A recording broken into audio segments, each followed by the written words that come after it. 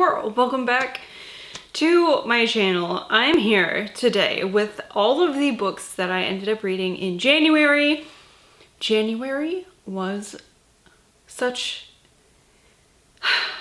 it was just a great reading month for me. Even though I read a couple books that were just okay, I am so pleased with myself and what I've accomplished here this month. I just kicked fucking ass. And I'm fucking proud of myself, alright?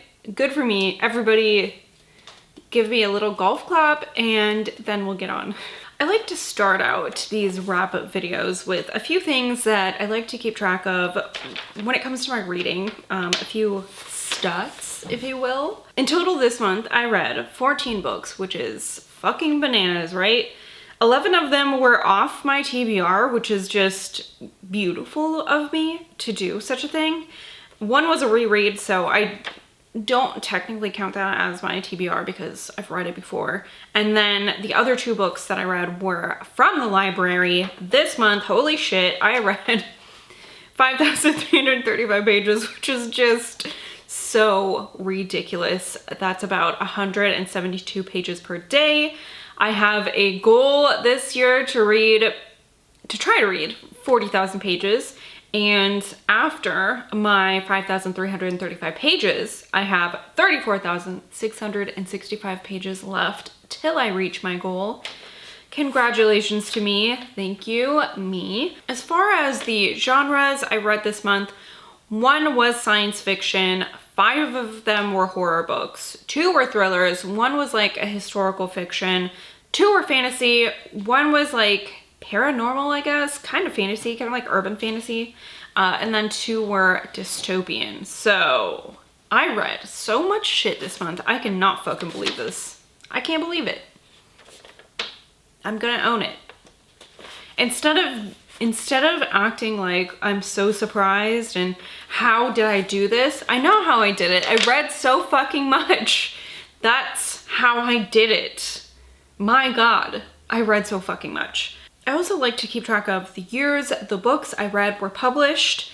A couple vintage books this month. Let's see, the oldest book I read came out in 1989. Then I have a 1994 book, one from 2001. Then we jump all the way to 2012. I read 3 books published in 2017, 1 from 2018, 2 from 2019, 2 from 2020, and 2 from 2021. I'm trying to also do better with the series that I have because I'm really good at reading the first or second book and then not ever getting back to it. So as far as series this month, I finished 1 series this month. Thank you. I continued on with three other series. There was 2 series where I read the first book this month and decided I'm probably not going to do those, so DNF to those series. I have 1 that I reread in anticipation of the coming sequel, so good. And then I also started another series. So I read so many books that were in series this month. I don't know if you guys care, but I do. As far as the audience for these, I read 4 books that would be considered YA and 10 books that would be considered adults. 2 of them were mangas, 11 were novels, and then I had 1 that was like 2 novellas together. So I guess, I don't know, if you want to be technical, it was like 2 novellas, but also together 1 collection of novellas. Anyway, 2 of them were audiobooks and 12 of them were physical books. So, holy shit, let's get into this. There are 14 books here, so this might be a little bit long. However, a couple of these I talked about in other videos. I'll get to that when I get to the book, so I don't know. Maybe that will balance it out a little bit, but like, this might be long. But interesting, hopefully. This book was a 5-star prediction for me. This is my first book that I predicted I would absolutely love this year. And I'm so happy to tell you guys that this book was fucking gorgeous. It was beautiful. The writing was beautiful. It was just really an experience to read. This is The Memory Police by Yoko Ogawa. This takes place in Japan on kind of an unnamed mysterious island, and the people on this island are stuck there, like they cannot leave. And part of that's because of the way that the land is, the geography, but it's an island, and on this island, these things have started to disappear, and it's kind of strange because it's like the concept starts to disappear from people's minds, and it's too hard for them to think about it.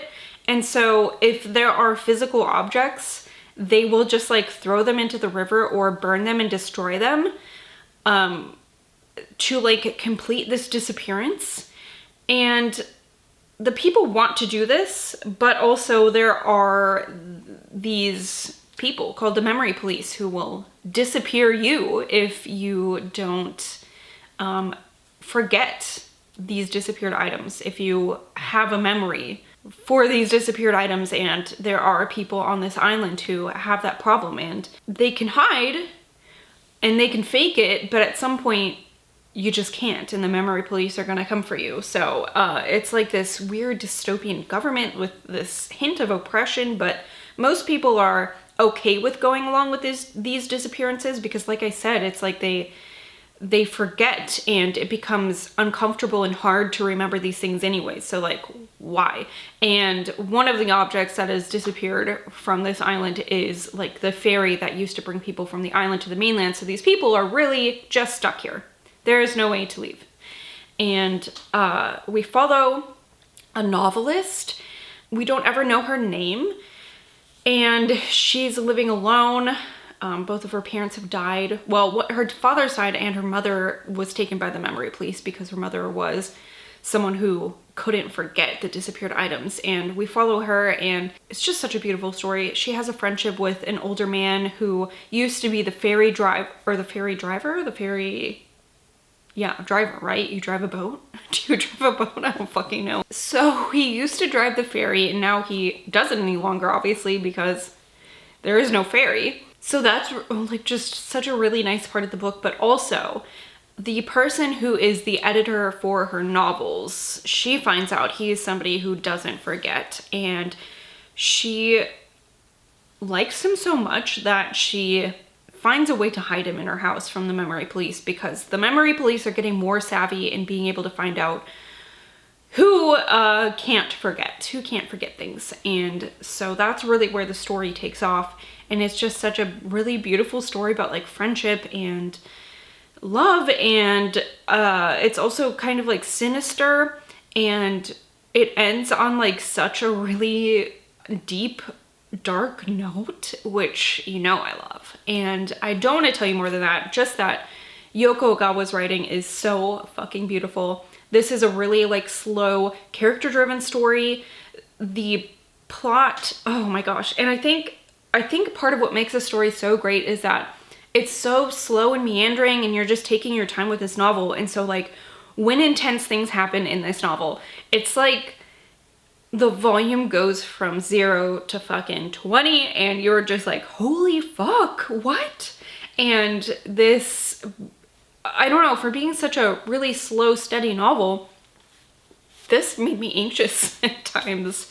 And I was very worried for these characters. I was worried for what was to come of them. And it's just so reflective, and it's just such a beautiful book. And I saw a lot of reviews that were just kind of so-so on it, but I really ended up loving this. So I don't know if it's a book that I can for sure say everyone will love, but it's a book that I really loved, and boy, I really loved this book. I was so glad that I picked this up. Okay, I'm gonna try to be a little bit quicker with the rest of these. So next I read volumes 1 and 2 of Blood on the Tracks by Shuzo Oshimi. This is a manga series, and it is, I don't know what genre this would fall into if I were to give it like a home, maybe thriller.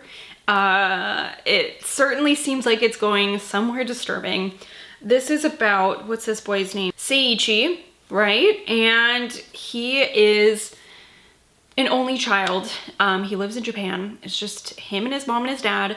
And he seems like he is probably like 14 years old, around there. So he's just getting to the age where he is hanging out with his friends a lot, and he's maybe becoming interested in girls and stuff like that. And his mother seems very overprotective, and like she just, not in a mean way, not in a not in a controlling way, but she just always seems to pop up whenever anything's going on with him. And she's very doting, and it's just a little bit much, I think. And in the first volume, something really terrible happens in their family, and you're left on this like incredible cliffhanger.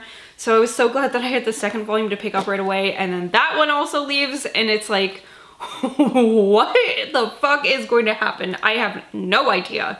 I don't fucking know. Boy, I can't wait to get my hands on volume 3, hopefully very soon. It's such a strange story so far. I really like the art in this.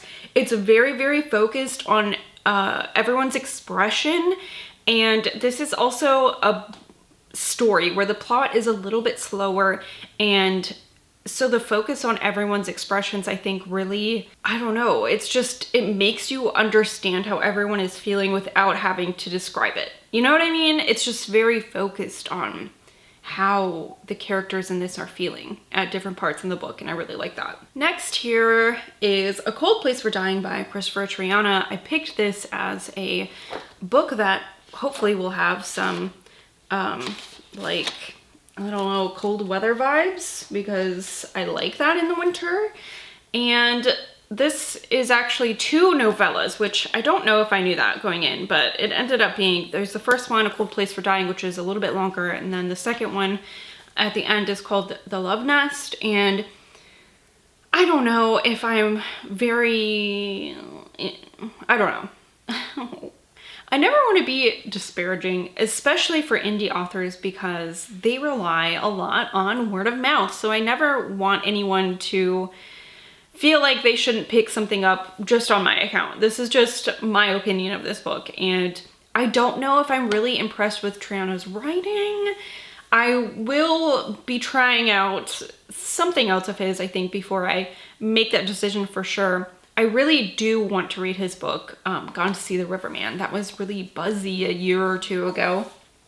And okay, so A Cold Place for Dying is about this man, Joe. And he is just a regular Joe, if you will. And he's going hunting on Christmas Eve. He has had this loss in his life, and now he feels like he basically just doesn't have family. And so, like, the holidays must be hard.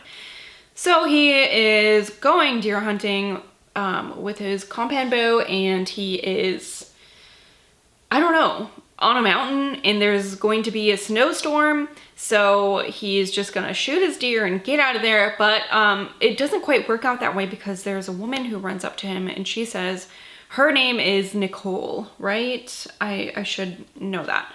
And Nicole says that she's being held captive. She's been kidnapped, and she's with this like sadistic man who's keeping her captive and torturing her. Nicole runs away. This man comes up and he's like, "Have you seen my wife?" And so Joe's like, wait, what the fuck is going on? And so he has to figure out who's telling the truth and how he can help these people, if they can be helped. And there's also a snowstorm coming. So yeah, I don't know. I felt like a lot of this was just these characters yelling at each other. I mean, I really can't believe that this story was as long as it was with what happened. I didn't really feel connected to Joe. I felt like the author tried to create like a good backstory for him, but I don't know. I just didn't, I don't know. It just didn't feel very fleshed out to me. As well as like these 2 other characters that he meets. You really don't, I think maybe part of this is I didn't know who was telling the truth. And so I just like didn't kind of care. And I know that sounds kind of weird, because normally it would be like, well, don't you want to find out then? But it's like, both of these people seem kind of terrible, and I just don't care what happens to them. So I don't know. And then with The Love Nest, This one I liked a little bit more. The story was more interesting. However, there is this, okay, so it's about this guy and he gets ambushed on the road and kidnapped. And when he like wakes up from, I don't know, whatever's happened to him, whatever, I don't know if he was drugged or he had a head injury or something, but he wakes up in like this pen outside and there's another woman, or there is a woman. And she says that she's been held there. And, okay, so this next part, there's definitely trigger warnings for sexual assault because the woman has been there and she has been raped by these guys like over and over again. And she thinks that they're trying to get her pregnant, but they don't know why. And now this guy's here and what's going to happen to him? Are they going to hurt him? Are they going to rape him? He doesn't know. So, yeah, content warning for that. If that bothers you, sexual assault, that is like this, that's what the story is about basically. And, you know, there's this mystery behind why they're there and everything. But I think the way that the female character was handled in this was not great. And it definitely feels like a man writing a female character.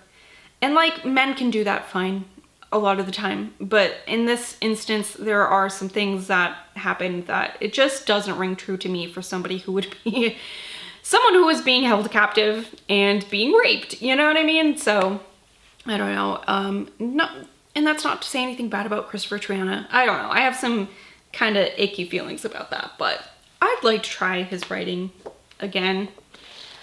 I'm not saying don't buy it, but I am a little bit disappointed because I was so excited for this and it ended up just not being quite as exciting as I wanted it to be. That's the way it is, right? Next is one of the YA books I read this month. I can't remember why I picked this up. I picked it up, it was like, I finished it in January, but it was a read that I had from December, but I can't remember why I picked this up. I don't know. Anyways, this is the start to like a sci-fi fantasy series, young adults. It's about this like automaton named Crier, and in the history of this world, what do they call these things? They don't call them automatons. It's like automa, I think. Automa. These automa had been created, and then these automa had fought against the humans and taken power because the humans used them as servants and things like that. They didn't like that, so instead they made the humans do that. They feel that they're superior because they're created, not like birthed, they're like made. This had like an okay plot. This Crier, she's like, she's not royalty, but her father is like somebody high up in their government, so she could possibly take over his role like in their weird government. I don't remember. I finished this at the very fucking beginning of the month. But it seems like her father doesn't really, I don't know, there's a lot going on here. She's also like entering what might be an arranged marriage. She doesn't know if she can trust that person. She feels like the humans are not being treated quite right. And, you know, there's just a lot of things going on. There's also the perspective from who ends up being like her handmaid, who is a young, like human woman. And she is part of a resistance against the Automa.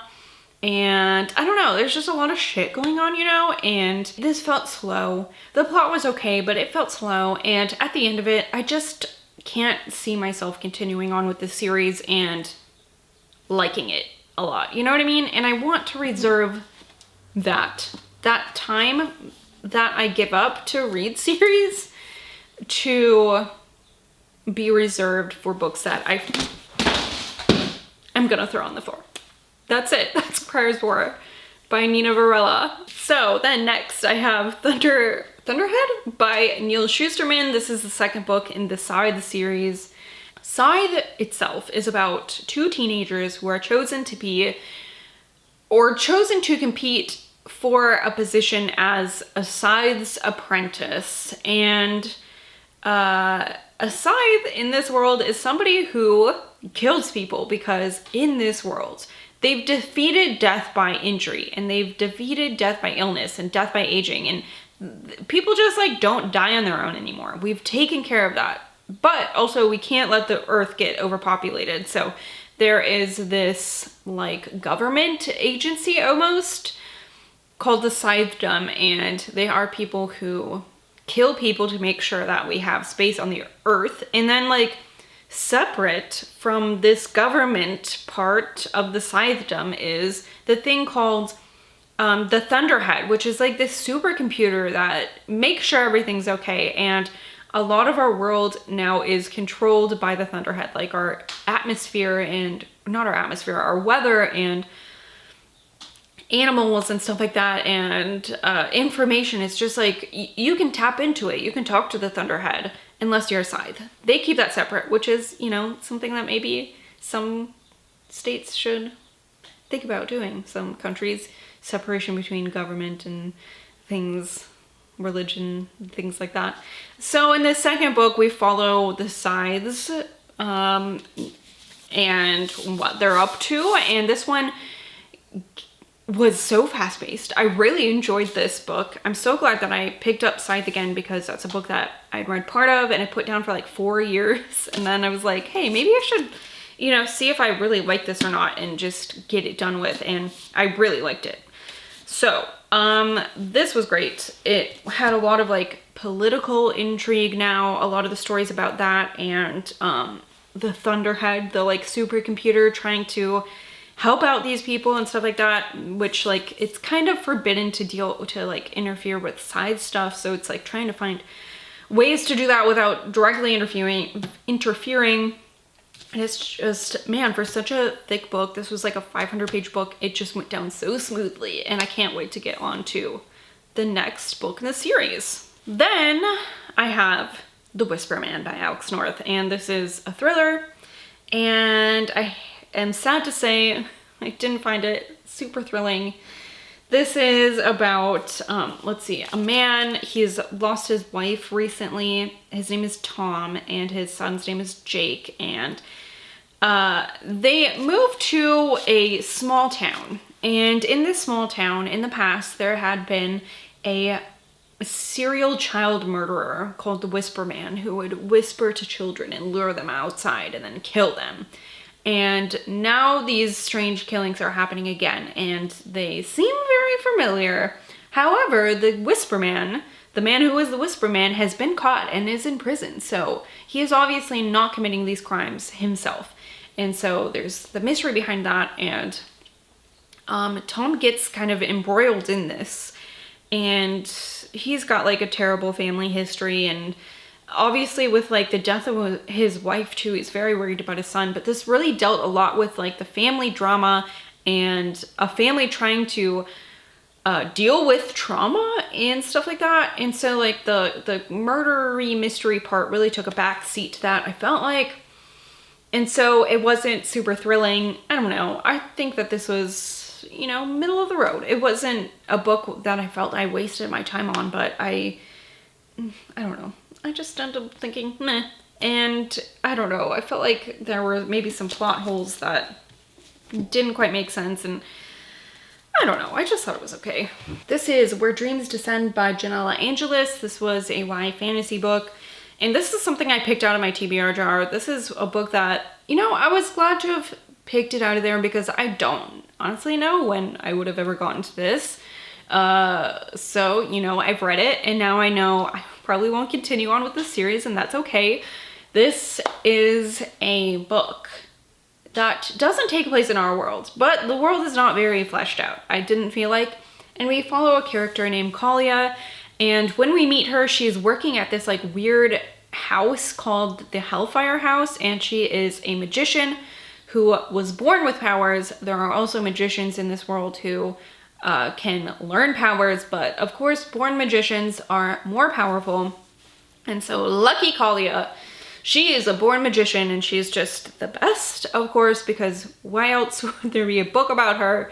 And I don't know. We don't really know why she's at Hellfire House. I don't really know if they explained like how she got here. She doesn't seem to have parents, but she's working for this guy who's like really doesn't want her to leave the house. It's a little bit obsessive and a little bit controlling, but she says, fuck it, and she lights the fucking house on fire and she leaves and she goes to this like neighboring city where there just so happens to be this competition for magicians. And so she enters, right, because she's a very good magician and things like that. And I don't know, some of the competition starts disappearing and the magicians can't leave the town and all these mysterious things happen. And, you know, you don't really know why, what's going on, who could be sabotaging this competition and why. But I felt like nothing was very fully formed in this book. The writing was fairly good. I liked her writing, but it felt very long. I like books with competitions. That's like a thing in my wheelhouse, I think, but I don't know. I didn't feel like the competition part was very exciting because a lot of it was just about what Kalia herself was doing and not about what the competitors were doing. And it's like, how do we know that she's really so good if all we're seeing is her? You know what I mean? Like, I could juggle right now and I could be the best person in the room, but that's just because I'm the only person in the room. And actually, I can't juggle very well. So, like, I don't know what to tell you about this. There is like this, I don't know, the world's a little more complicated than I'm giving it credit for. There's like this history and this lore about some families in this fucking place and why it's a dying city and shit like that. But I just found that I really don't care. And I felt like Kalia, she was an okay character, but she was just a little too fucking snippy and snappy for me. And I think part of that's because honestly, like, my daughter, she's 8 years old now and she's fucking sassy, and it's like, I get enough sass from her all fucking day. I don't want to like get sass also from this lady. Like, I think maybe under different circumstances that wouldn't have grated on me as much, but it was like, she's just so snippy. She's so snippy. She's just gotta fucking answer for everything. And then like, there's also this love interest in this book, and he is just a flat Stanley. Like, you could put him in an envelope and mail him fucking wherever in the world because he is just two-dimensional and boring as fuck. And it's like, he's just a guy there, Kalia. You don't have to like him just because he's there, but she does. She must see something in him that I don't. Anyway, won't be continuing on with that series, but I'm glad that I know that. All right, the next two books here, I'm just going to give a brief mention to because I talked about these in length in my most recent trope video about horror books with asylum settings. This one wasn't quite an asylum book. This is called The Ward. It was by S.L. Gray, which is the authors Louis Greenberg and Sarah Lotz working together. And the characters aren't actually in an asylum, really, which was disappointing to me because I looked it up. Like, I do research on this before I pick these books up. So this kept coming up when I would search for books that take place in an asylum. But it turns out that it's more like a medical ward and not an asylum. So I don't know. There is that. We just didn't get off on the right foot. I didn't love this. I didn't really like the characters. I didn't really care for the plot, and then there was an interesting aspect to this, but it just wasn't enough of that to really like sway my feelings. So there's The Ward. Also, I read Walkers by Graham Masterton. This was about a man named Jack Reed, and he finds this abandoned building, and it's kind of weird inside, but he just like gets this itch about it where he thinks he's going to buy it and turn it into a country club. I didn't end up really loving this one either. I felt like if it had more mystery to what was going on in this building, maybe I would have liked it more, but they really tell you just like right off, it's actually in the synopsis that there are inmates who got stuck in a magical ritual. They're stuck in the ground now so they can manipulate the walls of the asylum and the floors of the asylum, but they can't like leave the grounds of the asylum. So I just wish that maybe, and it's not just the synopsis, just like very quickly in this book we find that out, and I wish it would have been like more mysterious, you know, and it's not. And so it's like most of the book is just him trying to, I don't know, I don't want to get too far into it, but you can watch that in my trope video. I'll try to remember to leave a clicker up there in case you're interested. Okay, I'll try to be quick. I only have 2 books left. This is gonna be a long video. Okay, so this this is probably a tie for my favorite book this month. This is Thunderbird by Chuck Wendig. This is the 4th book in the Miriam fucking Black series, and these just get better. I think this is my favorite one of this series though, honestly. It just leaves on such an explosive ending where you're like, it's just gonna change the whole course of the series, you know what I mean? But in like such an interesting, good way. And Miriam Black has this power where she can shake somebody's hand, touch them. If she touches them at all, she will be able to see how they die. And it's kind of ruined her life, being able to see this. It's gotten her, I mean, besides being like emotionally traumatizing, it's also gotten her into a lot of trouble with a lot of people. Some people who have weird powers like this, I mean, not necessarily to see death, but like the power to make somebody aroused, or the power to just like kill somebody on command, or the power to detect lies, and so on and so on and so on. Just like so many very interesting people like this. And it's gotten her into a lot of trouble. And so, you know, she might not want to live that way. And that's kind of how this book starts out. But she gets pulled into this thing, and I obviously don't want to go into it because I don't want to spoil anything for anyone. But this book was so fucking good. This is more of like a thriller series. I wouldn't say it's like straight up horror, but there are it's very gory. Miriam Black has a fabulously dirty mouth, and she's just hilarious, and she is one of my very favorite literary characters, and Chuck Wendig does such a great job with her. I can't recommend that series enough. Anyway, on to the last book, which was a reread. This is House of Earth and Blood by Sarah J. Maas, and this is an adult. This is like her, I mean, most of her books ended up being like adult content books where they're smutty and definitely not for like 13-year-olds. But like her first 2 series were marketed kind of like that. And then this one, it's like right away we know there is smut in it, and this is for adults. However, it doesn't feel a lot different than her other series, except for that like the characters can say fuck and cock now, where they couldn't before.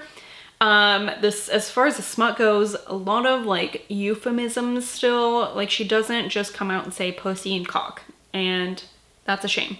Because, I mean, she says cock a couple times, I guess, but anyways, like, I don't know. This is kind of hard to explain. It's a big world where there are humanoid creatures. There's like humans, there's fairies, there's angels, there's chimera, I think. There's like demon people and shifters and stuff. And we're following a half fae, half human woman named Bryce. And she has this terrible tragedy happen in the beginning of the book. And she basically gets tasked with finding out why this happened.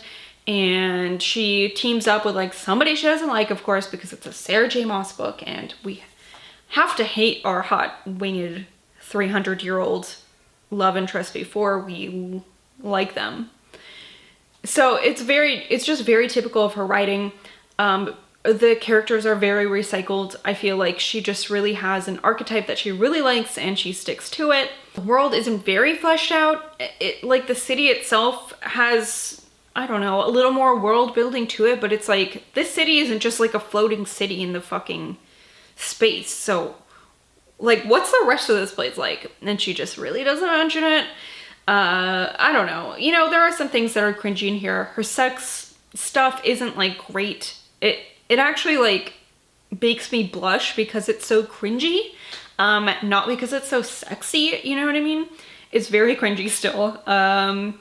And I don't know, I mean, her writing is unexceptional, I feel like, but I just inexplicably really like her books. I really like her books, and I'm going to read the next one next month when it comes out, and I'm very excited for it. So, very big book, huge book, and I'm glad that I reread it though, because there were some things that I definitely didn't remember, and I think that happens a lot when I am really absorbed in a book and I'm like reading it very quickly because I'm so absorbed in what's happening that I kind of miss the fine details. It's like, I do that too when I like binge watch shows. I'm like, oh yeah, what was that last season about? Because I watched it in like 2 days.